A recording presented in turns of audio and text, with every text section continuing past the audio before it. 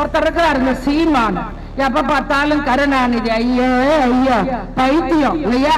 அவரு மாதிரி ஒரு பைத்தியம் உலக வரலாற்றுல யாரும் கிடையாது. இப்படி முதலமைச்சரான சொன்னதையும் செய்தவர் தலைவர் தளபதி மு.க. ஸ்டாலின், சொல்லாதையும் செய்தவர் தலைவர் தளபதி மு.க. ஸ்டாலின். முன்னாள் அமைச்சர் மாதிரி பச்சோந்தி யாருமே கிடையாது. இவர் கலைஞரை போல் ஒரு அறிவாளி இந்தியாவிலே யாருமே கிடையாது. தலைவர் கலைஞரை போல் ஒரு நகைச்சுவையாக யாரும் பேச முடியாது. ஒரு முறை அப்படிதான் ராமச்சந்திரா மருத்துவமனையிலே முதுகுவலி ஆபரேஷன் உங்களுக்கு தெரியும் தாய்மார்களே, ஒரு 10 மணிக்கு தண்ணி குடிக்க கூடாது. அதாவது 3 மணிக்கு ஆபரேஷன்னா 10 மணிக்கு தண்ணி குடிக்க கூடாது இல்லையா? கொஞ்ச நேரம் ஆகுது, தலைவர் கலைஞருக்கு தண்ணி தாம் எடுக்குது. டாக்டர்கிட்ட கேட்கிறாரு தலைவர் கலைஞர், தண்ணி கொடுங்க. டாக்டர் என்ன சொல்றாங்க, தண்ணி குடிக்க கூடாதுங்க ஐயா.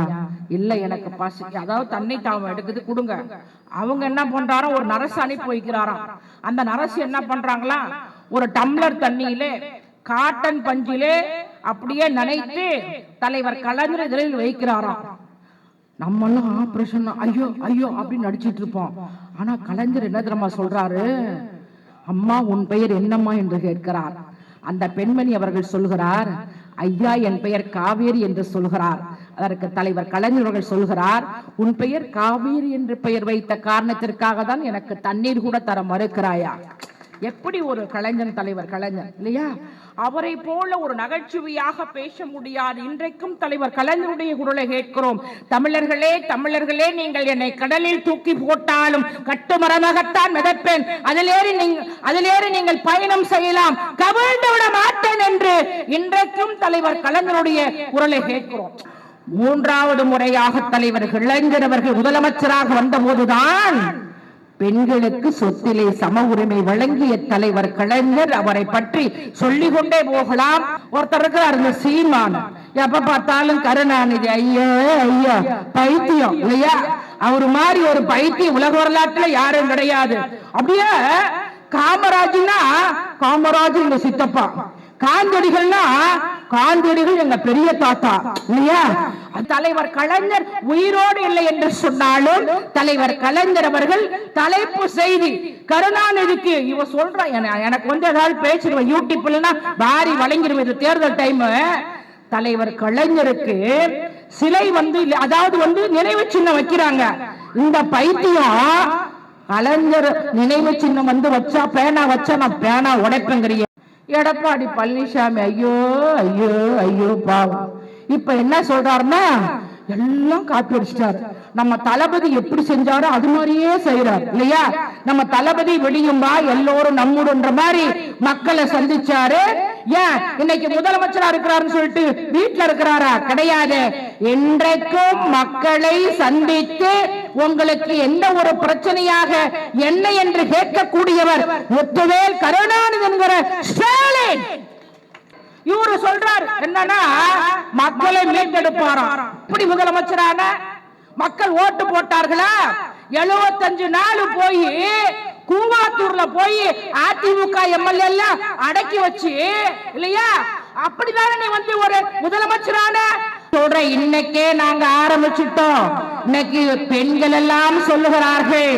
என்ன சொல்கிறார் என்று சொன்னால், நிச்சயமாக அந்த 1000 ரூபாய் எனக்கு சுகர் மாத்திரைக்கு பயன்படுகிறது. நிச்சயமாக மாண்புமிகு முதலமைச்சர் மு.க. ஸ்டாலின் அவர்களுக்குத்தான் வாக்களிப்போம் என்று தாய்மார்கள் சொல்கிறார்கள். சொன்னதையும் செய்தவர் தலைவர் தளபதி மு.க. ஸ்டாலின், சொல்லாதையும் செய்தவர் தலைவர் தளபதி மு.க. ஸ்டாலின். ராஜா இருக்காருல்ல, இது கட்டம் சரியில்லை, நீ முதலமைச்சரா வர முடியாதுன்னாரு.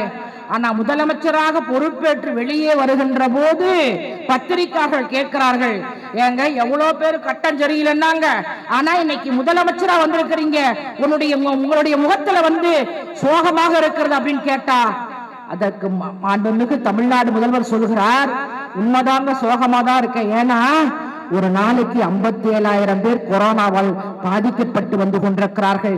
நான் 6 மாதத்தில் தமிழ்நாட்டு மக்களை காப்பாற்றுவேன், கொரோனாவிலிருந்து விடுபடுவேன், அப்போதுதான் நிம்மதி என்று சொன்ன ஒரு முதலமைச்சர் எங்கேயாவது நாம் பார்த்திருக்க முடியுமா? செந்தில் காரை ஓட்டிட்டு போவாங்க, திடீர்னு கவுண்டமணிக்கிட்ட அந்த ராமராஜ இந்த காரை யாரையா வச்சிருந்தா முடியவே இல்லை, இந்த காரை சொப்பன சுந்தரி வச்சிருந்தாங்க. அதாவது செந்தில் வந்து சொப்பன சுந்தரி யாரு வச்சிருந்தான்னு அடி வாங்குவாரு. அது போல அதாவது டிடிவி தினகரன் வச்சுக்கிறாரா, இல்ல ஓ பன்னீர்செல்வம் வச்சுக்கிறாரா, அல்லது இந்த சசிகலா வச்சிருக்குதா, இல்ல எடப்பாடி பழனிசாமி நீயே ஒன்னும் ஸ்ட்ராங் ஆகல, நீ ஸ்ட்ராங்கா இருக்கக்குள்ளேயே நாங்க வந்தோம், இப்ப நாங்க ஸ்ட்ராங் ஆயிட்டோம், உன் கட்சியை காப்பாத்திக்க. முன்னாள் அமைச்சர் மாதிரி பச்சோந்தி யாருமே கிடையாது. பத்திரிக்கையாளர்லாம் கேட்டாங்க, என்ன கேட்டாங்கன்னா தியானம் செய்தீர்களே என்ன அப்படின்னு கேட்டா, ஓ பன்னீர்செல்வம் சொன்னாரு பாரு, நான் எங்க அம்மாவோடு ஆவியோடு பேசினேன் அப்படின்ட்டாரு. நான் என்ன நினைச்சேன்னா பகுதி, நான் என்ன நினைச்சேன் தெரியுமா, செத்த இடத்துல ஆவியோ, அதாவது அந்த நினைவிடத்துல நம்ம போய் வந்து தியானம் இருந்தா அதாவது நம்ம பேசலாம் போல இருக்கு. செத்தவங்களோட எங்க அப்பா செத்து 10 வருஷம் ஆச்சு. நான் எங்க ஊருக்கு போறேன், 6 மணி ஆகுது, 7 மணி ஆகுது, 8 மணி ஆகுது, 9 மணிக்கு லக்க லக்க லக்க லக்க லக்க லக்கன்னு பேய் வந்துச்சு பாரு. நான் ஓடி வந்துட்டேன். இப்படிதாயா உங்க நிலைமை. என்ன சொல்லிருக்காரு தளபதி, வீடு வீடா போங்க, அவங்கள கேளுங்க, ஒரு பிரச்சனை என்னன்னு கேளுங்க, செய்யுங்க என்று இன்றைக்கே துரத்துட்ட உலக நாயகன், உலகத்திலே இந்தியாவிலே ஒரே முதலமைச்சர் முத்துவேல் கருணாநிதி என்கிற ஸ்டாலின் வருகின்ற சட்டமன்ற தேர்தல் வெற்றி பெறுவது அவர் 234 திமுக தான். ஏன்னா ஸ்ட்ராங்கா இருக்கக்கூடிய கட்சி திமுக. வருகின்ற சட்டமன்ற தேர்தலில் உங்களுடைய பொன்னான வாக்குகளை, மேலான வாக்குகளை உதயசூரியன் சின்னத்திலே வாக்களித்து எங்களை மீண்டும் தலைவர் தளபதி மு.க. ஸ்டாலின் அவர்கள் முதல்வர் இன்னும் மக்களுக்கு செய்வார் என்று சொல்லி இந்த யூடியூப் காரங்களாம் என்னத்தையாவது மாத்தி கீத்தி போட்டுறாதீங்க இல்லையா, கூப்பிடுவாங்க தினமும் இல்லையா. நான் ஒன்னும் எதுவும் பேசல, அதனால உங்களுக்கும் நன்றி. ஒரு நிறைய நின்னீங்க இல்லையா, உங்களுக்கு நன்றி.